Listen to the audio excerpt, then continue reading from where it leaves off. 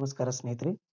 V commerce ಕ್ಲಾಸಸ್‌ಗೆ ತಮ್ಮೆಲ್ಲರಿಗೂ ಪ್ರೀತಿಪೂರ್ವಕವಾದಂತಹ ಸ್ವಾಗತವನ್ನ ಬಯಸ್ತಾ, ಈ ಹಿಂದಿನ ವಿಡಿಯೋದಲ್ಲಿ ನಾವು ಬಿಕಾಮ್ 3ನೇ ಸೆಮಿಸ್ಟರ್‌ಗೆ ಸಂಬಂಧಪಟ್ಟಂತೆ ಬಿಸಿನೆಸ್ ಸ್ಟ್ಯಾಟಿಸ್ಟಿಕ್ಸ್ ಪಾರ್ಟ್ 1 ಅನ್ನ number 1 that is introduction part ಅಲ್ಲಿ ಬಿಸಿನೆಸ್ ಸ್ಟ್ಯಾಟಿಸ್ಟಿಕ್ಸ್ ಬಗ್ಗೆ ನಾವು ತಿಳ್ಕೊಂಡಿದ್ವಿ. ಅದರಲ್ಲಿ ಸ್ಟ್ಯಾಟಿಸ್ಟಿಕ್ಸ್ ಮೀನಿಂಗ್ ಆಗಿರ್ಬೋದು, ಡೆಫಿನೇಷನ್ ಆಗಿರ್ಬೋದು, ಇಂಪಾರ್ಟೆನ್ಸ್ ಆಫ್ ಸ್ಟ್ಯಾಟಿಸ್ಟಿಕ್ಸ್ ಆಗಿರ್ಬೋದು, ಲಿಮಿಟೇಷನ್ಸ್ ಆಫ್ ದ ಸ್ಟ್ಯಾಟಿಸ್ಟಿಕ್ಸ್ ಈ ರೀತಿಯಾಗಿ ನಾವು ನೋಡಿದ್ವಿ. ಇವತ್ತಿನ ತರಗತಿಯೊಳಗಡೆ ನಾವು ಈ ಒಂದು ಸ್ಟ್ಯಾಟಿಸ್ಟಿಕಲ್ ಇನ್ವೆಸ್ಟಿಗೇಷನ್ಸ್ಗೆ ಅಥವಾ ರಿಸರ್ಚ್ ಮೆಥಡ್ಗೆ ಬೇಕಾಗಿರುವಂತಹ ಮಾಹಿತಿಯನ್ನ ಯಾವ ರೀತಿಯಾಗಿ ಕಲೆ ಹಾಕ್ತಾರೆ ಅನ್ನುವಂಥ ಒಂದು ಅಂಶವನ್ನ ಇಟ್ಕೊಂಡು ಇದರಲ್ಲಿ ಬರುವಂತಹ ಮೋಸ್ಟ್ ಇಂಪಾರ್ಟೆಂಟ್ ಕಂಟೆಂಟ್, ಡಾಟಾ ಅಂದ್ರೆ ಏನು, ಅಂದ್ರೆ ದತ್ತಾಂಶ ಅಂದ್ರೆ ಏನು, ಈ ದತ್ತಾಂಶಗಳನ್ನ ಕಲೆ ಹಾಕಬೇಕಾದ್ರೆ ಯಾವ್ಯಾವ ಮೆಥಡ್ಗಳನ್ನ ಬಳಕೆ ಮಾಡ್ತಾರೆ ಅನ್ನುವಂಥ ಒಂದು ವಿಷಯವನ್ನ ನೋಡೋಣ. ಹಾಗಾದ್ರೆ ಮೊದಲಿಗೆ ಈ ಒಂದು ವಿಡಿಯೋದೊಳಗಡೆ ನಮಗೆ ಮೀನಿಂಗ್ ಆಫ್ ಡಾಟಾ ಬರ್ತದ. Sources of collecting the data, ಈ ಒಂದು ಡಾಟಾನ ಅಂದ್ರೆ ದತ್ತಾಂಶವನ್ನ ಯಾವ ರೀತಿಯಾಗಿ ಕಲೆ ಹಾಕ್ತಾರೆ ಅನ್ನುವಂಥ ಒಂದು ಪಾಯಿಂಟ್ ಅನ್ನು ನೋಡೋಣ. ಸೋರ್ಸಸ್ ಆಫ್ ಕಲೆಕ್ಟಿಂಗ್ ದ ಡಾಟಾದಲ್ಲಿ ನಮಗೆ ಪ್ರೈಮರಿ ಡಾಟಾ ಮತ್ತೆ ಸೆಕೆಂಡರಿ ಡಾಟಾ ಎರಡು ರೀತಿಯಾದಂತಹ ಅಂಶಗಳು ಬರ್ತವೆ. ಅದರಲ್ಲಿ ಮತ್ತೆ ನಮಗೆ ಸಪ್ರೇಟ್ ಮೆಥಡ್ಸ್ ಅನ್ನ ನೋಡುವಂತ ಒಂದು ಕಂಟೆಂಟ್ ಇದರಲ್ಲಿದೆ. ಹಾಗಾದ್ರೆ ಮೊದಲಿಗೆ ನಾವು ಡಾಟಾ ಅಂದ್ರೆ ಏನು ಅನ್ನೋದ್ರ ಬಗ್ಗೆ ತಿಳ್ಕೊಳ್ಬೇಕಾಗ್ತದೆ. ಹಾಗಿದ್ರೆ ಡಾಟಾ ಅಂದ್ರೆ ಏನು, ದತ್ತಾಂಶ ಅಂದ್ರೆ ಏನು ಅನ್ನೋದನ್ನ ತಿಳ್ಕೊಬೇಕು. ಸೊ ಹಾಗಿದ್ರೆ ದತ್ತಾಂಶ ಅಂತಂದ್ರೆ data are the foundation stones and basic raw material in relation to any statistical investigation that can be conducted, measured or quantified.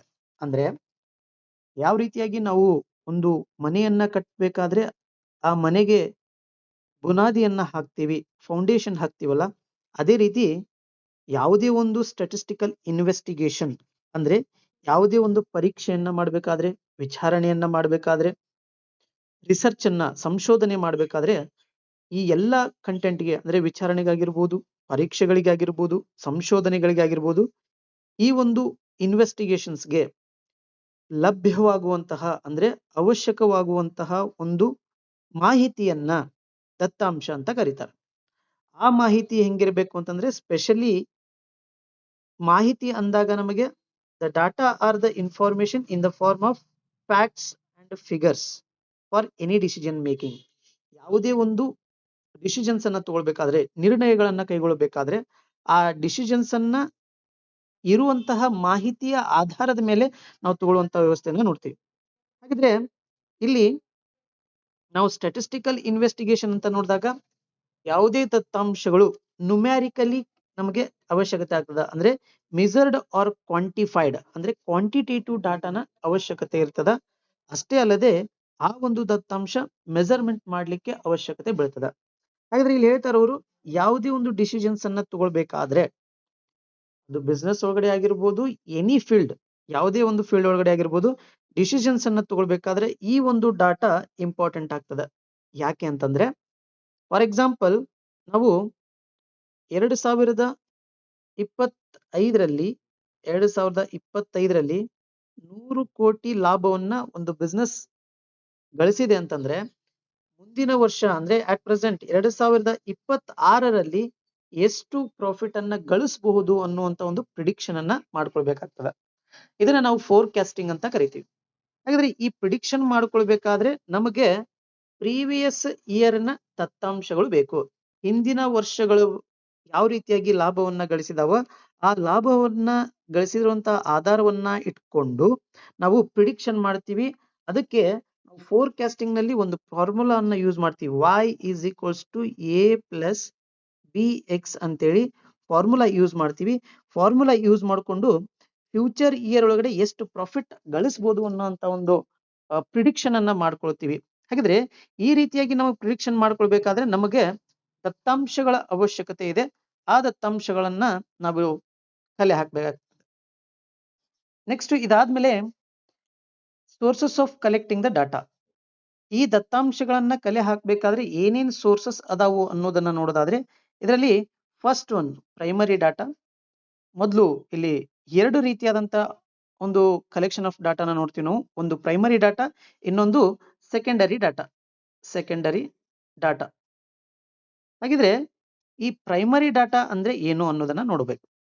Primary data ಅಂತಂದ್ರೆ the data which are originally collected by an investigator or an agency for the first time for any statistical investigation and are used in statistical analysis are termed as a primary data. ಅಂದ್ರೆ ಯಾವುದೇ ರೀತಿಯಾದಂತಹ statistical ಇನ್ವೆಸ್ಟಿಗೇಷನ್ಸ್ಗೆ ಅಂದ್ರೆ research ಮೆಥಡ್ಗೆ, ವಿಚಾರಣೆಗೆ, ಪರೀಕ್ಷೆಗಳಿಗೆ ಮೊದಲನೇ ಬಾರಿ for the first time ಏನು information ಅನ್ನ ಕಲೆ ಹಾಕ್ತಾರಲ್ಲ, ಫಸ್ಟ್ ಟೈಮ್ ಇನ್ಫಾರ್ಮೇಶನ್ ಏನು ಕಲೆ ಹಾಕ್ತಾರ ಅದನ್ನ ನಾವು ಪ್ರೈಮರಿ ಡಾಟಾ ಅಂತೇಳಿ ಕರಿತೀವಿ. ಪ್ರೈಮರಿ ಡಾಟಾ ಅಂತ ಕರಿತೀವಿ. ಫಾರ್ ಎಕ್ಸಾಂಪಲ್, ನಾವು ಯಾವುದೋ ಒಂದು ಹಳ್ಳಿಗೆ ಹೋಗ್ತಿರ್ತೀವಿ ಅಥವಾ ಯಾವುದೇ ಒಂದು ಊರಿಗೆ ಹೋಗ್ತಿರ್ತೀವಿ. ಟ್ರಾವೆಲ್ ಮಾಡುವಾಗ ಆ ಟ್ರಾವೆಲ್ ಮಾಡುವಂತ ಸಂದರ್ಭದೊಳಗಡೆ ನಮ್ಮ ಪಕ್ಕದ ಸೀಟ್ನಲ್ಲಿ ಯಾವುದೋ ಒಬ್ಬ ವ್ಯಕ್ತಿ ಕುಂತಿರ್ತಾನ. ಆ ವ್ಯಕ್ತಿ ಬಗ್ಗೆ ನಮಗ ಗೊತ್ತಿರಂಗಿಲ್ಲ, ಅವನ ಬಗ್ಗೆ ಗೊತ್ತಿರಂಗಿಲ್ಲ.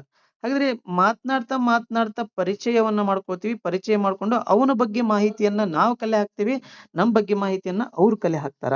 ಹಾಗಾದ್ರೆ ಯಾವುದೇ ಗೊತ್ತಿಲ್ದಿರುವಂತ ಒಬ್ಬ ವ್ಯಕ್ತಿ ಬಗ್ಗೆ ನಾವು ಇನ್ಫಾರ್ಮೇಶನ್ ಮಾಡ್ಕೋಬೇಕಂತಂದ್ರೆ ಅವ್ರನ್ನ ಮುಖಾಮುಖಿಯಾಗಿ ಭೇಟಿಯಾಗಿ ಅವ್ರ ಬಗ್ಗೆ ಇನ್ಫಾರ್ಮೇಶನ್ ಅನ್ನ ಕಲೆಕ್ಟ್ ಮಾಡ್ತೀವಿ. ಇದನ್ನ ನಾವು ಪ್ರೈಮರಿ ಡಾಟಾ ಅಂತೇಳಿ ಕರಿತೀವಿ. ಹಾಗಾದ್ರೆ ಈ ಪ್ರೈಮರಿ ಡಾಟಾನ ಕಲೆಕ್ಟ್ ಮಾಡ್ಬೇಕಾದ್ರೆ ನಮಗೆ ಕೆಲವೊಂದಿಷ್ಟು ಮೆಥಡ್ಸ್ ಗಳಿದಾವೆ. ಏನಪ್ಪಾ ಮೆಥಡ್ಸ್ ಗಳು ಅಂತಂದ್ರೆ, ಫಸ್ಟ್ ಒನ್ ಏನಿದೆ ಅಂತಂದ್ರೆ ಇಲ್ಲಿ ಡೈರೆಕ್ಟ್ ಪರ್ಸನಲ್ ಇನ್ವೆಸ್ಟಿಗೇಷನ್.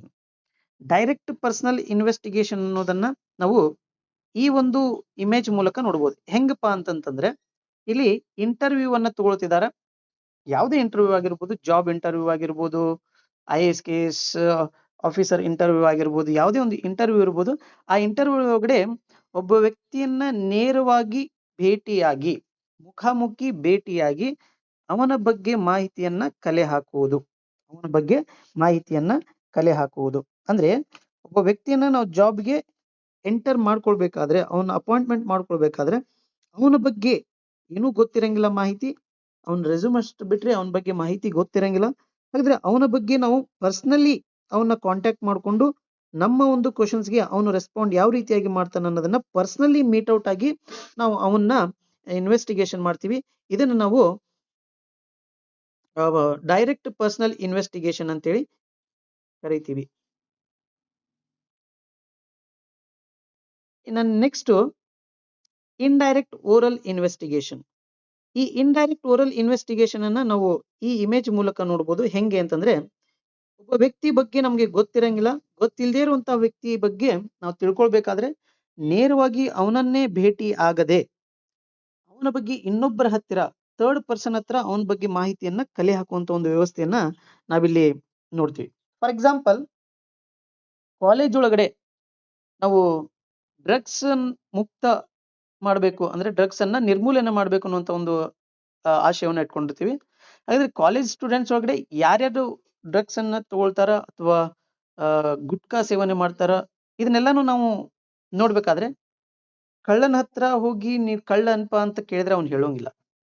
ಹಾಗಾದ್ರೆ ಅವನಿಗೆ ಕ್ಲೋಸ್ ಇರುವಂತ ವ್ಯಕ್ತಿ ಯಾರು, ಅವನ ಬಗ್ಗೆ ಸರಿಯಾಗಿ ಗೊತ್ತಿರುವಂತವ್ರು ಯಾರಿದಾರ, ಅವರನ್ನ ಕರೆಸಿ ಆ ಒಬ್ಬ ವ್ಯಕ್ತಿ ಬಗ್ಗೆ ನಾವು ಮಾಹಿತಿಯನ್ನ ಕಲೆ ಹಾಕ್ತೀವಿ. ಇದನ್ನ ನಾವು ಇಂಡೈರೆಕ್ಟ್ ಪರ್ಸನಲ್ ಇನ್ವೆಸ್ಟಿಗೇಷನ್ ಅಂತೇಳಿ ಕರಿತೀವಿ. ನೆಕ್ಸ್ಟ್ ಮೇಲ್ಡ್ ಕ್ವಶನಿಯರ್ಸ್.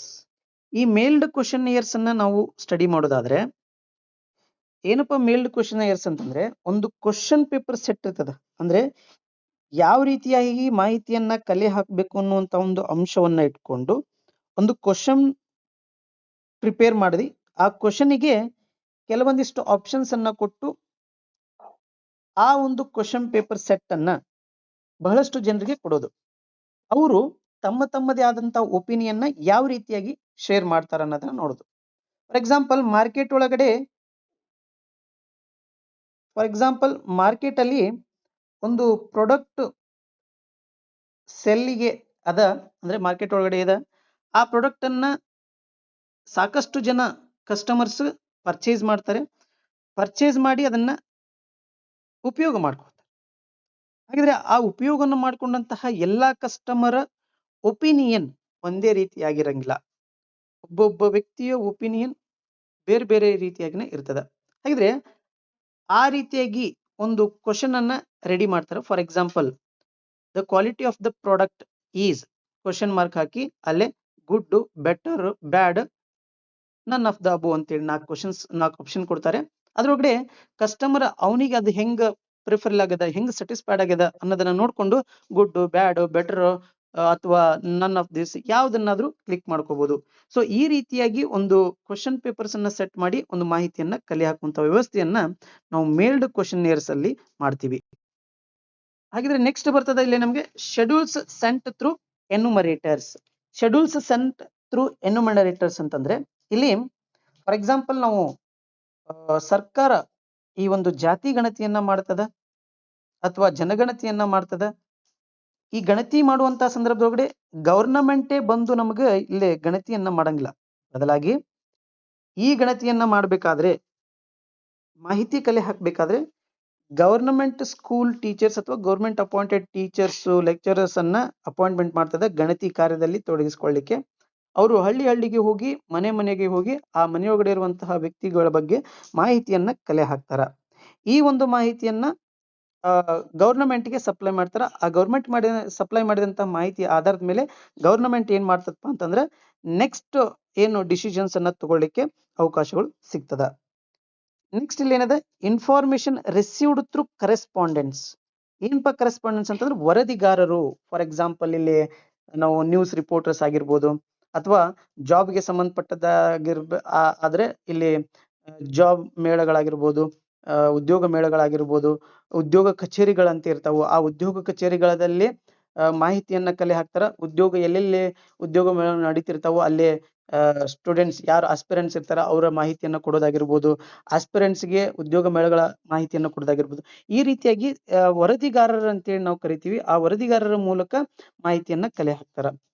ಸೊ ಹಾಗಿದ್ರೆ ಇಲ್ಲಿ methods of collecting the primary ಡಾಟಾದೊಳಗಡೆ ಡೈರೆಕ್ಟ್ ಪರ್ಸನಲ್ ಇನ್ವೆಸ್ಟಿಗೇಷನ್ ಅಂತ ಬರುತ್ತೆ, ಇಂಡೈರೆಕ್ಟ್ ಓರಲ್ ಇನ್ವೆಸ್ಟಿಗೇಷನ್ ಅಂತ ಬರುತ್ತೆ, ಮೇಲ್ಡ್ ಕ್ವಶನಿಯರ್ ಅಂತ ಮೆಥಡ್ ಬರ್ತದೆ, ಶೆಡ್ಯೂಲ್ಸ್ ಸೆಂಟ್ ಥ್ರೂ ಎನ್ಯುಮರೇಟರ್ಸ್ ಅಂತ ಹೇಳಿ ಬರ್ತದೆ, ಇನ್ಫಾರ್ಮೇಶನ್ ರಿಸೀವ್ಡ್ ಥ್ರೂ ಕರೆಸ್ಪಾಂಡೆನ್ಸ್ ಅಂತ ಹೇಳಿ ಬರ್ತದೆ. ನೆಕ್ಸ್ಟ್ ಇದಾದ್ಮೇಲೆ ನಮ್ಗೆ ಸೆಕೆಂಡ್ ಮೆಥಡ್ ಐತ್ರಿ, ಸೆಕೆಂಡರಿ ಡಾಟಾ. ಸೆಕೆಂಡರಿ ಡಾಟಾ ಹಾಗಾದ್ರೆ ಏನಪ್ಪಾ ಸೆಕೆಂಡರಿ ಡಾಟಾ ಅಂತಂದ್ರೆ, secondary data are those that have already been collected by someone else, others. These are usually in journals, books, research publications, official records et cetera. ಅಂದ್ರೆ ಈಗಾಗಲೇ ನಾವು primary ಡಾಟಾದೊಳಗಡೆ ಏನು ಮಾಹಿತಿಯನ್ನ ಕಲೆ ಹಾಕಿದೀವಿ ಅದನ್ನೇ ಯೂಸ್ ಮಾಡ್ಕೊಳ್ಳೋದು. ಅಂದ್ರೆ ಈಗ ಆಲ್ರೆಡಿ ಸ್ಟಾಟಿಸ್ಟಿಕಲ್ ಇನ್ವೆಸ್ಟಿಗೇಷನ್ ಪರ್ಪಸ್ ಯಾರು ಮಾಹಿತಿಯನ್ನ ಕಲೆ ಹಾಕಿರ್ತಾರ ಆ ಮಾಹಿತಿಯನ್ನ ನಾವು ಬಳಕೆ ಮಾಡ್ಕೊಳ್ಳುವಂತ ಒಂದು ಪ್ರೊಸೀಜರ್ಗೆ ಸೆಕೆಂಡರಿ ಡಾಟಾ ಅಂತ ಕರೀತಾರೆ. ಈ ಡಾಟಾ ನಮಗೆ ಜರ್ನಲ್ಸ್ ಅಲ್ಲಿ, ಬುಕ್ಸ್ ಅಲ್ಲಿ, ರಿಸರ್ಚ್ ಪಬ್ಲಿಕೇಶನ್ಸ್ ಅಲ್ಲಿ, ಅಫಿಷಿಯಲ್ ರೆಕಾರ್ಡ್ಸ್ ಒಳಗಡೆ ನಮಗೆ ಅವೈಲೇಬಲ್ ಆಗ್ತಾವೆ. ಹಾಗಿದ್ರೆ ಈ ಒಂದು ಸೆಕೆಂಡರಿ ಡಾಟಾನ ಕಲೆಕ್ಟ್ ಮಾಡ್ಬೇಕಾದ್ರೆ ನಮಗೆ 2 ಮೆಥಡ್ಗಳು ಇದಾವೆ. ಯಾವ್ಯಾವ್ದಂತಂದ್ರೆ ಒಂದು ಪಬ್ಲಿಷ್ಡ್, ಇನ್ನೊಂದು ಅನ್ಪಬ್ಲಿಷ್ಡ್. ಪಬ್ಲಿಷ್ಡ್ ಅಂತಂದ್ರೆ ಇಲ್ಲಿ ಗವರ್ನಮೆಂಟ್ ಆಗಿರ್ಬೋದು, ಸೆಂಟ್ರಲ್ ಗವರ್ಮೆಂಟ್ ಆಗಿರ್ಬೋದು, ಸ್ಟೇಟ್ ಗವರ್ಮೆಂಟ್ ಆಗಿರ್ಬೋದು, ಸೆಮಿ ಗವರ್ಮೆಂಟ್ ಆಗಿರ್ಬೋದು, ಈ ಗವರ್ನಮೆಂಟ್ಗಳು ಅಫಿಷಿಯಲ್ ರೆಕಾರ್ಡ್ಸ್ ಏನೇನದ ಆ ರೆಕಾರ್ಡ್ಸ್ ಅನ್ನ ಜರ್ನಲ್ಸ್, ಪಬ್ಲಿಕೇಶನ್ಸ್, ಬುಕ್ಸ್ ಅಲ್ಲಿ ಅಥವಾ ರೂಲ್ ಬುಕ್ ಅಲ್ಲಿ ಪಬ್ಲಿಷ್ ಮಾಡಿರ್ತಾರ. ಆ ಪಬ್ಲಿಷ್ ಮಾಡಿದಂತ ಮಾಹಿತಿಯನ್ನ ಸ್ಟಾಟಿಸ್ಟಿಕಲ್ ಇನ್ವೆಸ್ಟಿಗೇಷನ್ ಪರ್ಪಸ್ ನಾವು ಯೂಸ್ ಮಾಡ್ಕೊಳ್ಬಹುದು. ಫಾರ್ ಎಕ್ಸಾಂಪಲ್, ನಾವು ಕಾಂಪಿಟೇಟಿವ್ ಎಕ್ಸಾಮ್ಸ್ ಅನ್ನ ಬರಿಬೇಕಾದ್ರೆ ನಮ್ಮ ರಾಜ್ಯದೊಳಗಡೆ ಎಷ್ಟು ಜಿಲ್ಲೆಗಳಿದಾವು ಅಥವಾ ನಮ್ಮ ರಾಜ್ಯದಲ್ಲಿ ಎಷ್ಟು ಜನ ಮಂತ್ರಿಗಳಿದಾರ, ಸಚಿವರಿದಾರ, ಅದನ್ನ ನಾವು ಮಾಹಿತಿಯನ್ನ ಎಲ್ಲಿ ಕಲೆ ಹಾಕ್ತೀವಿ ಅಂದ್ರೆ ಪೇಪರ್ಸ್ ಅಲ್ಲಿ ಆಗಿರ್ಬೋದು, ಮ್ಯಾಗಝಿನ್ಸ್ ಒಳಗಡೆ ಆಗಿರ್ಬೋದು, ಅದನ್ನ ನಾವು ಯೂಸ್ ಮಾಡಿಕೊಂಡು ಕಾಂಪಿಟೇಟಿವ್ ಎಕ್ಸಾಮ್ಸ್ ಅನ್ನ ಬರೀಬಹುದು. ಅಷ್ಟೇ ಅಲ್ಲದೆ ಯಾವುದೇ ಇನ್ಫಾರ್ಮೇಶನ್ ಇರ್ಬೋದು, ಬುಕ್ಸ್, ಜರ್ನಲ್ಸ್ ಒಳಗಡೆ, ನ್ಯೂಸ್ ಪೇಪರ್ಸ್ ಒಳಗಡೆ, ರಿಸರ್ಚ್ ಪಬ್ಲಿಕೇಶನ್ಸ್ ಒಳಗಡೆ ಏನ ನಾವು ರೆಕಾರ್ಡ್ ಮಾಡಿರ್ತದ ಅದನ್ನ ನಾವು ಸ್ಟಾಟಿಸ್ಟಿಕಲ್ ಇನ್ವೆಸ್ಟಿಗೇಷನ್ ಪರ್ಪಸ್ ಯೂಸ್ ಮಾಡ್ಕೊಂಡ್ರೆ ನಾವು ಪಬ್ಲಿಷ್ಡ್ ಅಂತ ಹೇಳಿ ಕರಿತೀವಿ. ಇನ್ನು ಸೆಕೆಂಡ್ ಒನ್ ಅನ್ಪಬ್ಲಿಷ್ಡ್. ಈ ಅನ್ಪಬ್ಲಿಷ್ಡ್ ಏನಪ್ಪಾ ಅಂತಂದ್ರೆ ಯಾವುದೇ ಗವರ್ನಮೆಂಟ್ ಇರ್ಬೋದು ಸಮ್ ಇನ್ಫಾರ್ಮೇಶನ್ಸ್ ಅನ್ನ ಪಬ್ಲಿಷ್ ಮಾಡಿರಂಗಿಲ್ಲ. ಮ್ಯಾಗಝಿನ್ಸ್ ಒಳಗಡೆ ಆಗಿರ್ಬೋದು, ನ್ಯೂಸ್ ಪೇಪರ್ ಒಳಗಡೆ ಆಗಿರ್ಬೋದು, ನ್ಯೂಸ್ ಚಾನಲ್ಸ್ ಒಳಗಡೆ ಆಗಿರ್ಬೋದು, ಎಲ್ಲಿನೂ ಕೂಡ ಪಬ್ಲಿಷ್ ಮಾಡಿರಂಗಿಲ್ಲ. ಸಮ್ ಡಾಟಾ ಏನಿರ್ತದೆ ಅಂತಂದ್ರೆ ಕಾನ್ಫಿಡೆನ್ಷಿಯಲ್ ಇರ್ತದೆ. ಆ ಕಾನ್ಫಿಡೆನ್ಷಿಯಲ್ ಡಾಟಾನ ನಾವು ಪಬ್ಲಿಕೇಶನ್ಸ್ ಒಳಗಡೆ ನಮಗೆ ಎಷ್ಟೇ ಸರ್ಚ್ ಮಾಡಿದ್ರು ಕೂಡ ಸಿಗಲ್ಲ. ಅಂತ ಡಾಟಾನ ನಾವು ಅನ್ಪಬ್ಲಿಷ್ಡ್ ಡಾಟಾ ಅಂತೇಳಿ ಕರಿತೀವಿ. ಸೊ ಸೆಕೆಂಡರಿ ಡಾಟಾದೊಳಗಡೆ ನಮಗೆ 2 ಮೆಥಡ್ ಇದಾವೆ, ಒಂದು ಪಬ್ಲಿಷ್ಡ್, ಇನ್ನೊಂದು ಅನ್ಪಬ್ಲಿಷ್ಡ್.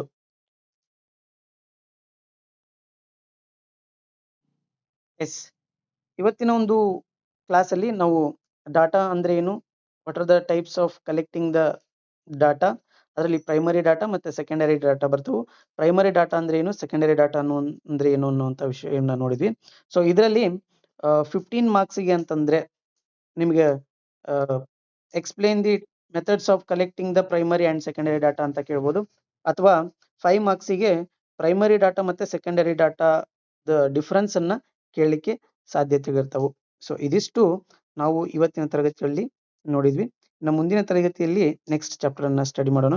ಸೊ ಈ ಒಂದು ವಿಡಿಯೋನ ವೀಕ್ಷಣೆ ಮಾಡ್ತಿರುವಂತಹ ಎಲ್ಲ ವಿದ್ಯಾರ್ಥಿ ಸ್ನೇಹಿತರಿಗೆ ತುಂಬು ಹೃದಯದ ಧನ್ಯವಾದಗಳು.